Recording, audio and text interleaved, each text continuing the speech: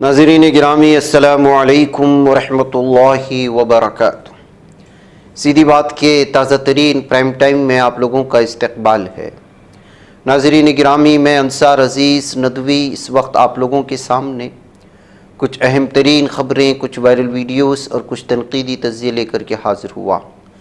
तफ़सीलात में जाने से पहले आप लोगों से जो दरख्वास्त की जाती है उस पर अमल करने की आपसे अपील की गई है। नाज़रीन गिरामी, भारतीय जनता पार्टी को हर इलेक्शन के मौके पर हिंदू मुसलमान करते हुए या मुसलमानों को गाली देते हुए या किसी न किसी बहाने मुसलमानों को इंतखाबात में खींचते हुए अपनी जीत का रास्ता हमवार करती है। इस वक्त दिल्ली इलेक्शन का क्या सूरत हाल है, यहाँ तक कि बीजेपी दीगर पार्टियों के लोगों को हमले तक कर रही है, रिपोर्टर को हमले कर रही है। वो वीडियो वायरल हो रही होगी, आपने देखा होगा। यानी कि अजीबोगरीब तमाशा खड़ा हुआ है और जो दिल्ली की तारीख़ में पहले इस तरह कभी नहीं देखा गया, उस तरह की चीज़ें दिल्ली के इंतखाबात में मिल रही हैं। अब शायद कुछ और मामला बीजेपी को नहीं मिला है, इसलिए भारतीय जनता पार्टी का रुकने पार्लियामेंट संबित पात्रा ने पीर को एक प्रेस कॉन्फ्रेंस में बांग्लादेशी और रोहिंग्या दरअंदाजों पर जवाहरलाल नेहरू यूनिवर्सिटी की 114 सफ़हात पर मुश्तमिल रिपोर्ट पेश की। रिपोर्ट दिखाते हुए उसने दिल्ली हुकूमत को निशाना बनाया।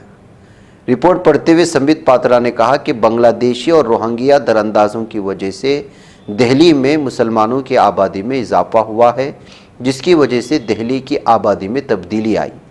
दिल्ली अब 10-15 साल पहले जैसी नहीं रही। दिल्ली की डेमोग्राफी छुप छुप कर बदल रही है, जो ख़तरे की अलामत है। उन्होंने कहा कि समाजी व इक़्तिसादी महाज पर तब्दीली आ रही है। कम तनख्वाह वाली नौकरियों में मुकाबला शुरू हो चुका है। दिल्ली में मुख्तलिफ़ रियासतों के लोग आकर काम करते थे। दिल्ली बनाने में हमारे पूर्वांचली भाइयों का बहुत बड़ा हिस्सा है, लेकिन बांग्लादेशी और रोहिंग्या दरअंदाजों ने इनके कामों में गैर कानूनी मुदाखलत की। संबित पात्रा ने कहा, रिपोर्ट के बारे में सबसे खौफनाक बात यह है कि कुछ सियासी पार्टियां उसका प्रचार कर रही हैं। ख़ास तौर पर आम आदमी पार्टी का इसमें अहम रोल है। ये दरअंदाज नहीं, जाली वोटर्स बना रहे हैं जो हमारे इंतखाबी निज़ाम को तबाह कर रहे हैं। दरअंदाज भी जराइम में इजाफे के ज़िम्मेदार हैं।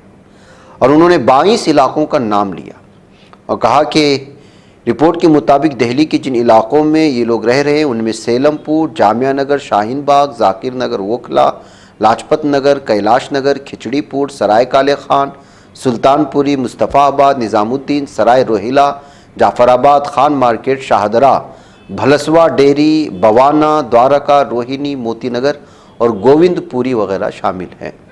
तो नाज़रीन गिरामी, अब दरअंदाज़ों की और किसी और रिपोर्ट को लेकर के इस वक्त बीजेपी इस बात को जो है पूरी तरह से सियासी तौर पर फ़ायदा उठाने के लिए इस्तेमाल कर रही है। इस बात का जो है इल्ज़ाम लगाया गया है।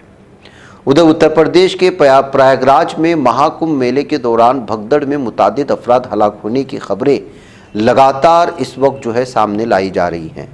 मरने वालों की सही तादाद हुकूमत की जानिब से जो बताई गई है वो 30 है, लेकिन महसूस यही होता है कि जिस तरह से इन खबरों को छुपाने की कोशिशें हो रही हैं और जिस तरह से जहां पर मुर्दों को रखा गया है वहां पर सहाफ़ियों को नहीं जाने दिया जा रहा है। और ऐसी ही हाल ही में एक वायरल होने वाली वीडियो में जिस तरह से एक रिपोर्टर को धकेला जा रहा है और उससे जो है बहस की जा रही है वहाँ के लोगों से, अवाम की जहनों में मुख्तलिफ सवालात उठ रहे हैं कि आखिर क्या छुपाया जा रहा है यहाँ पर। वायरल वीडियो में, ये वीडियो हम आपको दिखा नहीं सकते, दूसरे चैनल का है, लेकिन उसकी तफसीलात हम ज़रूर ये रखेंगे कि इसमें वायरल वीडियो में एक रिपोर्टर को प्रयागराज अस्पताल में वाक़ मुर्दा खाने से बाहर धकेला जा रहा है और इंतहाई बदतमीज़ी की जा रही है।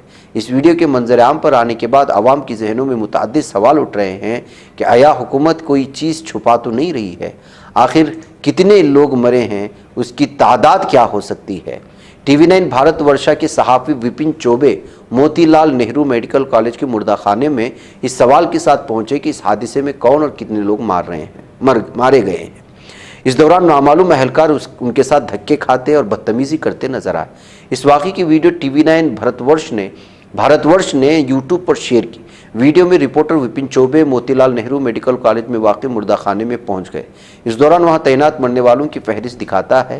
इससे अचानक एक शख्स आता है, वो रिपोर्टर और कैमरामैन को रिपोर्टिंग से रोकता है। इस दौरान हाथापाई होती है। रिपोर्टर को मुर्दा खाने से बाहर फेंक दिया जाता है।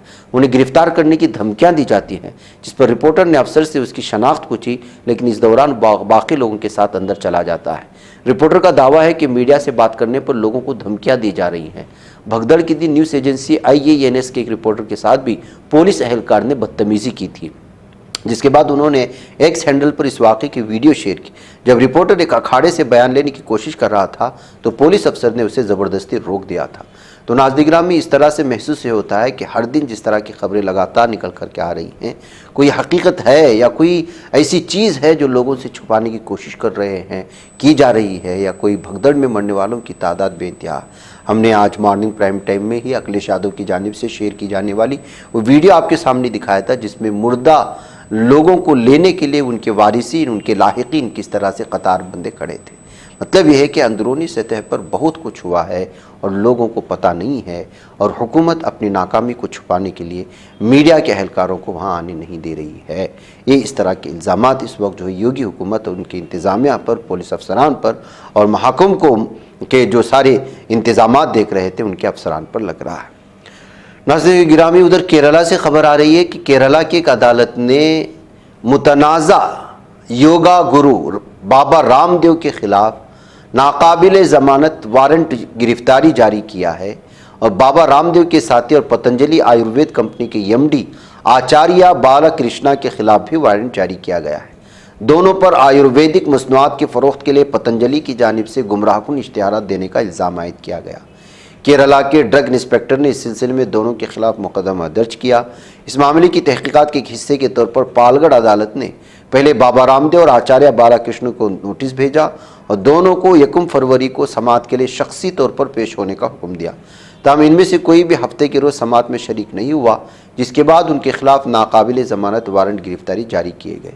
केस की समाअत 15 फरवरी को होगी। दरिया असना हुकूमत ने पहले पतंजलि की ज़ैली कंपनी दिव्या फार्मेसी की 10 प्रोडक्ट्स पर पाबंदी लगा दी थी। इसने इन मसनूआत के मैन्युफैक्चरिंग लाइसेंस को ये कहते हुए मनसूख कर दिया कि उनके हवाले से मीडिया में जारी किए गए इश्तिहारात गुमराहकुन हैं। तो नाज़रीन गिरामी, अभी हाल फ़िलहाल में दिल्ली की हुकूमत ने किस तरह से इनको फटकार लगाई थी, माफ़ी मांगने पे मजबूर किया था, अब ये फंस गए हैं अदालत की केरला की एक और अदालत में। उधर नाज़रीन गिरामी, दिल्ली की एक अदालत ने एक शख्स से कहा है कि वो 2020 दिल्ली फसादात मामले में बीजेपी लीडर कपिल मिश्रा के खिलाफ FIR दर्ज करने के लिए मुतअल्लिका MP MLA कोर्ट से रुजू हों। कोडकोडोमा कोर्ट के judicial magistrate first class Uddhav Kumar Jain ने शिकायत कुनंदा मोहम्मद वसीम से कहा कि वो कपिल मिश्रा के खिलाफ कार्रवाई के लिए मुतअल्लिका MP MLA कोर्ट से रुजू करे, क्योंकि वो साबिक MLA हैं। समाअत के दौरान मजिस्ट्रेट ने मुशाहिदा किया कि ऐसा लगता है कि तफ्तीशी अफसर पुलिस के बारे में ज़्यादा फिक्रमंद थे, या मुबैना मुलजिम नंबर 3 कपिल मिश्रा के खिलाफ इंक्वायरी करने में नाकाम रहे, या फिर मुलजिम के खिलाफ इल्ज़ामात को छुपाने की कोशिश की गई। मोहम्मद वसीम ने दावा करते हुए अदालत में अर्जी दायर की थी कि वो उन मुस्लिम नौजवानों में शामिल थे जिन्हें फसादात के दौरान पुलिस एहलकारों ने कौमी तराना गाने के लिए न सिर्फ मजबूर किया बल्कि तशद्दुद किया। इस वाक़े की वीडियो सोशल मीडिया पर वायरल हुई थी, जिसमें देखा जा सकता है कि मुस्लिम नौजवानों के ग्रुप को पुलिस की जानिब से मुबैना तौर पर बुरी तरह मारा पीटा जा रहा था और उन्हें कौमी तराना गाने पर मजबूर किया जा रहा था। और दिल्ली में 2020 के फ़िरक़ावाराना तशद्दुद के ख़िलाफ़ दौरान मुस्लिम नौजवानों के साथ वहशियाना सलूक करने, बेरहमी से मारने पीटने के मामले में दिल्ली की एक अदालत ने अब FIR दर्ज करने का हुक्म भी दिया है कुछ पुलिस अफसरान के खिलाफ। पुलिस इस वहशियाना सलूक को हेट क्राइम के ज़ुमरे में भी शामिल किया गया। तो ऐसे में जाहिर सी बात है कि जो अहम तरीन मुलजिम था, या फिर वहाँ फसादात को भड़काने के लिए जिस पर सबसे ज़्यादा इल्ज़ामात लगे थे, उस वक्त का MLA कपिल मिश्रा को बचाने की कोशिश की गई है तफ्तीशी अफसर की जानिब से। अदालत ने इस बात को माना है और अदालत ने यह सच वो के ख़िलाफ़ मुकदमा दर्ज करने का हुक्म दिया है, क्योंकि कपिल मिश्रा के ख़िलाफ़ जो इल्ज़ामात लगाए गए थे उस पर जो है वो तफ्तीश करने में नाकाम रहे हैं। तो नाज़रीन गिरामी, इसी तरह से अब दिल्ली फसादात में जिन लोगों ने भी शरीक हुआ, वो चाहे बयानबाजियों के ज़रिए से हो या दीगर तरह से, उस पर इस वक्त जो है कोर्ट यानी अदालत पूरी तरह से संजीदा नज़र आ रहे हैं।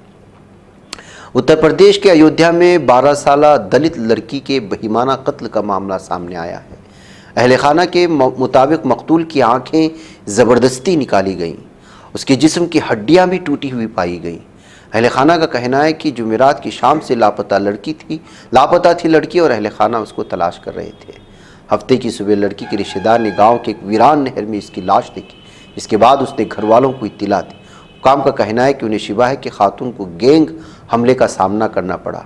परिवार वालों ने यह भी बताया कि जब उन्होंने खातून की लाश को नहर से निकाला तो उसके जिस्म पर कपड़े नहीं थे। खातून की आंखें ज़बरदस्ती नोच ली गई थी, निकाल दी गई थी।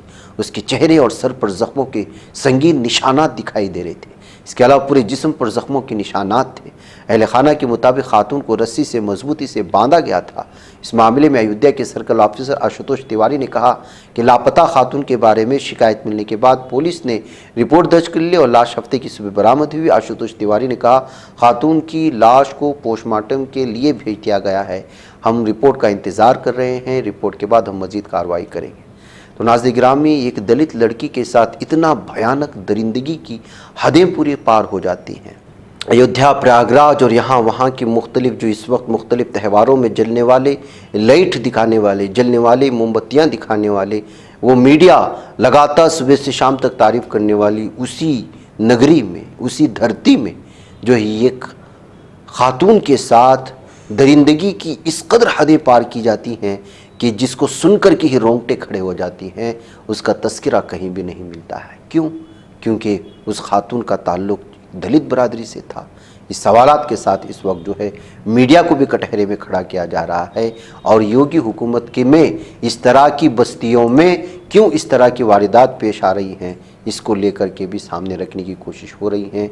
अब मुख्तलिफ नेता भी जो है इस जुल्म सितम की कहानी मीडिया के सामने बयां करते हुए नज़र आए।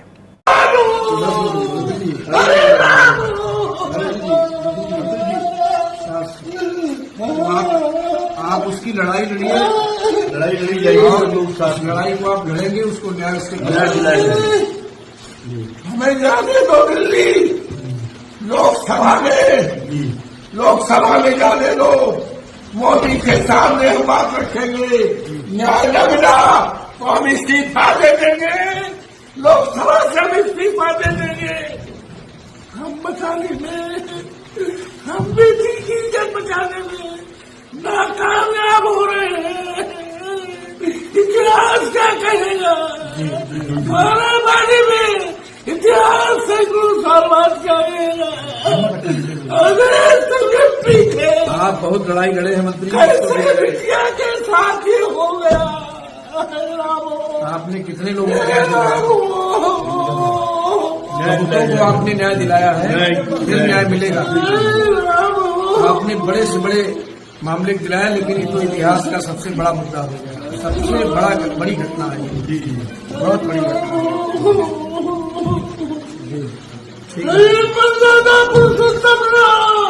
मंत्री जी।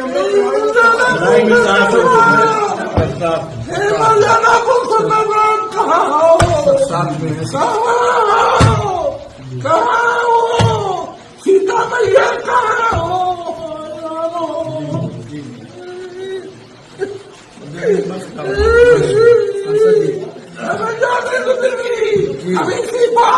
मैंने आप लड़ाई को आप लड़ेंगे, नहीं देना, न्याय दिलाना है। आप तो हर लड़ाई को लड़ते हैं, लड़ना है, परिवार को न्याय दिलाना है, दोषियों को फांसी दिलानी है, इस्तीफा नहीं देना है। आपको इस्तीफा देने के लिए नहीं, परिवार को न्याय दिलाने के लिए, ऐसे दोषियों को सजा दिलाने के लिए आपको चुना गया है। कठोर रखने के लिए आपको सांसद बनाया। और क्या, जो भी दुर्दांत अपराधी है बचते नहीं जाएंगे। आज अफसोस है 3 दिन से बिटिया गायब थी, जानकारी दी गई, कोई बड़ा से बड़ा अफसर नहीं गया, कोई नहीं गया अभी तक। ये हिंदुस्तान क्या दुनिया की सबसे बड़ी दर्दनाक घटना है। हम इस देश की मीडिया से प्रार्थना करेंगे, हम इस देश की मीडिया से प्रार्थना करेंगे, दुनिया की मीडिया से हम प्रार्थना करेंगे क्या आज उस घर पर जाओ जिस घर में एक मां ने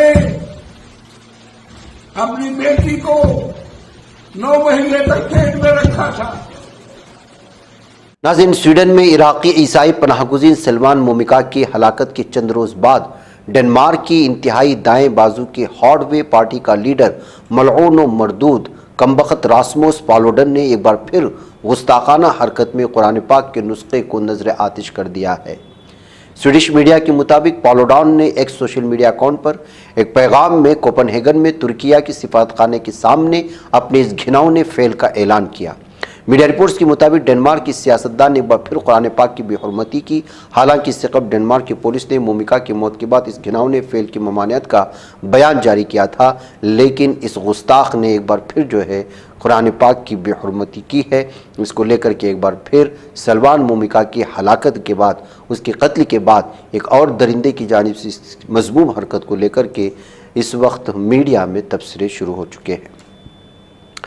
नज़दीक शाम के नौ मुंतखब सदर अबू मोहम्मद अल जौलानी इतवार को तारीख़ी दौरे पर सऊदी अरब पहुँच गए थे और इसका नज़ारा पूरी दुनिया ने देखा।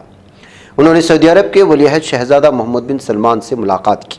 सऊदी अरब ने शाम के सदर के लिए अपना तैयारा भेजा था। ये दौरा शाम और सऊदी अरब के दरमियान बढ़ते हुए सियासी ताल्लुकात की अक्कासी करता है। शाम के सरकारी टेलीविज़न सीरियन अरब न्यूज़ एजेंसी की एक रिपोर्ट के मुताबिक ये मुलाकात यमामा पैलेस में हुई थी। 8 दिसंबर को बशर असद हुकूमत के खात्मे के बाद जौलानी का यह पहला सरकारी गैर मुल्की दौरा है। हालांकि वो गुज़िश्ता 29 जनवरी तक एग्जीक्यूटिव हुकूमत के सदर मुंतखब नहीं हुए थे। रिपोर्ट के मुताबिक सऊदी ने ऐलान किया है कि 61 डॉक्टरों की टीम दिमाश्क भेजी जाएगी। जिस दिन वो सदर बने, उन्होंने कतर के अमीर शेख तमीम बिन हमद सानी से मुलाकात की थी। इन लोगों के मुल्क पर कब्जे के बाद किसी गैर मुल्की सरबराह ममलिकत का शाम का एक पहला दौरा था। अब वो सऊदी अरब पहुँच गए हैं, जो कि एक बड़ी पेशरफ्त मानी जा रही है। वलीअहद मोहम्मद बिन सलमान से मुलाकात के बाद जौलानी ने कहा, सऊदी अरब जंगज़दा शाम की मदद करना चाहता है। उन्होंने टेलीग्राम पर एक बयान में कहा कि हमने एक तवील मुलाकात की, जिसके दौरान हमने शाम के मुस्तकबिल की तामीर में मदद करने की हकीकी ख्वाहिश को महसूस किया और सुना। जौलानी का दौरा अरब दुनिया में अलामती है। हालिया बरसों में कतर और सऊदी अरब ने खित्ते के बारे में अक्सर मुख्तलिफ ख्यालात का इजहार किया। कतर ईरान और तुर्की के करीब है और इसने इख्वान मुस्लिमीन से मुंसलिक ग्रुपों जैसे हमास की हिमायत की है। सऊदी अरब इख्वान की मुखालिफत करता है। मुत्तहिदा अरब इमारात और मिस्र के करीब है। इसलिए जौलानी का सफ़र जाहिर करता है कि वो इन दो कुतुबों के दरमियान किस तरह आगे बढ़ रहे हैं। ईरान ने बशर अल असद को इख्तिदार में रखने के लिए गुज़िश्ता 13 सालों में शाम में अंदाज़न 30 से 50 बिलियन डॉलर खर्च कर दिए। कई लोगों की जानें ले ली, बल्कि सैकड़ों ने हज़ारों सुन्नी मुसलमानों का कत्ले आम हुआ। दूसरी जानिब सऊदी अरब इस ग्रुप का हिस्सा था जिसने शाम की खाना जंगी के दौरान बशर अल असद को इख्तिदार से बेदखल करने की कोशिश करने वाले ग्रुपों को रकम फराहम की थी। ताहम इस वक्त शाम को ईरान और रूस की हिमायत हासिल थी, जिसकी वजह से इन लोगों को शिकस्त तस्लीम करनी पड़ी। बज़ाहिर शामी सदर जौलानी तवाज़ुन बरकरार रखने की कोशिश कर रहे हैं, लेकिन मशरिक़ वस्ता में चीज़ें इतनी आसान नहीं हैं जितनी की दिखाई देती हैं। सना की एक रिपोर्ट के मुताबिक जौलानी के साथ उनके पहले गैर मुल्की दौरे पर वज़ीर ख़ारिजा और गैर मुल्की वज़ीर असल अश-शैबानी के हमरा थे। 8 दिसंबर को इख्तिदार में आने के बाद से वो कई मुलाकातें कर रहे हैं, ख़ासतौर पर खलीजी ममालिक के साथ। जौलानी का दौरा सऊदी अरब तारीख़ी और अलामती है। इससे ज़ाहिर होता है कि सऊदी अरब एक बड़ी ताकत के तौर पर खित्ते में किस तरह अपना असर व रसूख कायम करने की कोशिश कर रहा है। और जौलानी के सिलसिले में कहें तो जौलानी की सऊदी अरब से तवील रिफ़ाक़त है, क्योंकि वो यहीं पैदा हुए थे। बाद में वो दिमश्क में मुक़ीम रहे और फिर शाम में हयात तहरीर शाम के सरबराह बने। एक रिपोर्ट ये कहती है, और अल जौलानी के ताल्लुक़ से उनको नाम को लेकर के कहा जाता है कि वो पहाड़ी एतबार से वो जौलान पहाड़ियाँ जहाँ कहा जाता है शाम में, वहाँ से उनका ताल्लुक़ है या उनके ख़ानदान का ताल्लुक़ है। नाज़रीन, मुझे इजाज़त है। वस्सलामु अलैकुम वरहमतुल्लाहि वबरकातुहू। बच पाता है कोई सहाफ़ी की निगाहों से, मिलाता है ये लोगों को मोहब्बत की पनाहों से। करम और दर्द मंदी का है एक संसार, सीधी बात। अज़ीमत जुर्अतो हिम्मत का है इज़हार। अजीमत जुर्अतो हिम्मत का है इज़हार सीधी बात। ये चैनल हक निगर बनकर कुचल देता है फितनों को।